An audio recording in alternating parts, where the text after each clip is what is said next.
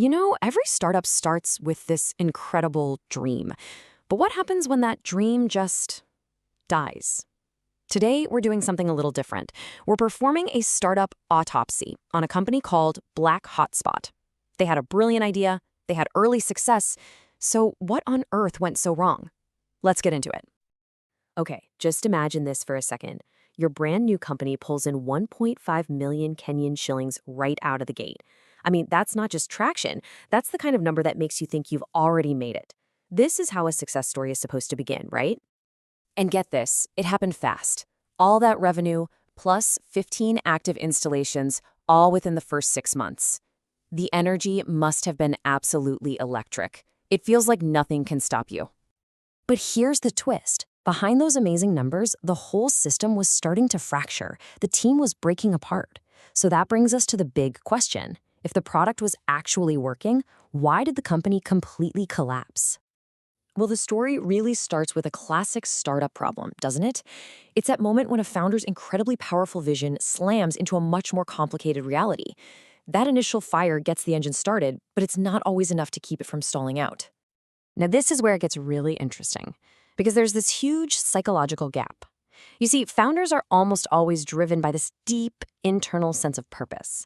But your first employees, they're often driven by much more practical things, like security and a stable paycheck. A founder literally lives for the idea. The team needs to live off of it. And right there, in that little gap, is where the first cracks start to form. And this quote from the founder, Billy Ominde, just nails it. He realized that his personal belief, his passion, wasn't something he could just automatically transfer to everyone else. A vision has to be translated. Otherwise, it just stays a personal dream instead of becoming a team mission. So that disconnect, it led directly to the first real cracks in the foundation. See, the founder built his team on pure energy and passion, which is great. But he quickly found out that all the enthusiasm in the world has its limits when you don't have structure. This table really shows you the critical difference. On one side, you've got the energy team. They're passionate, they're willing, but they're reactive, solving problems by just trying stuff. On the other side, you have an experienced team. They're ready, they're focused on outcomes, and they solve problems using pattern recognition. BlackHotspot was full of energy, but it was missing the experience needed to build stable, repeatable systems. And this led to a massive problem that they called leadership dissonance. You had the founder, who was the vision holder, always focused on the long-term why. Then you had the CEO he hired, who became focused on the day-to-day how do we survive. When those two stopped communicating well, they started pulling the company in two totally different directions. And this timeline shows you just how frighteningly fast things can spiral out of control. BlackHotspot followed this curve almost perfectly.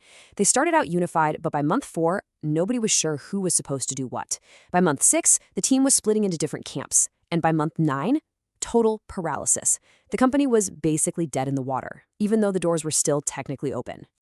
With that leadership vacuum and a total lack of structure, the team itself just started to break down. It splintered along these invisible lines of culture and motivation that no one was talking about. This is so important because company culture is never neutral. At BlackHotspot, unspoken biases started creeping in.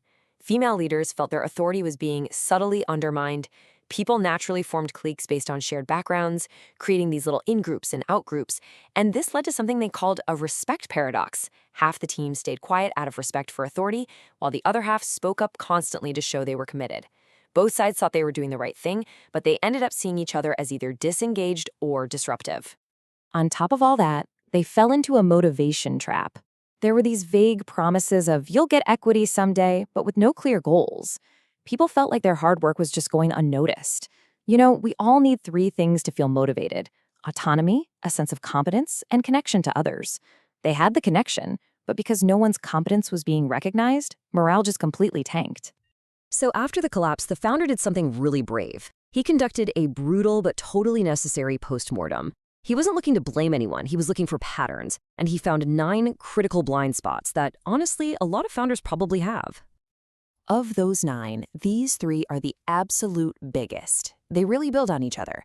First, the vision trap, mistaking your own passion for a repeatable process. Second, the founder trap, trying to solve every single problem yourself and becoming a bottleneck. And third, the culture drift, just ignoring those unspoken rules that were quietly tearing your team apart. This quote from the founder just says it all, doesn't it? It's the biggest lesson. The goal isn't to be the hero who swoops in to fix everything. The goal is to build systems that are so good, they don't even need a hero in the first place. But here's the cool part. This story doesn't end in failure. It actually ends in a rebirth. All those painful lessons from the collapse became the blueprint for building a new company in a much smarter, more resilient way. And this table shows you that transformation perfectly. Just look at the shift here. They went from centralized, personality-driven leadership to a distributed, system-driven model. From trust based on feelings to trust built on clear, transparent procedures. This wasn't just hitting the reset button. It was a complete redesign of the company's DNA. So, did it actually work? Well, the data from the founder's next company, Rahma Interlink, speaks for itself. With this new architecture, decisions were made almost 50% faster, conflicts were resolved in half the time, and information silos were practically eliminated. This is the proof that good design gets real results. So, in the end, the whole goal changed. It was no longer about building a company that relied on one person's vision. It became about designing a self-scaling organism, a system that could learn, adapt, and grow all on its own. And we'll end on this powerful thought. The real journey of a founder, from passionate visionary to a mature leader, is all about this shift. It's not about making yourself indispensable. It's about building something that's so strong it doesn't need you anymore. And that is the true measure of success.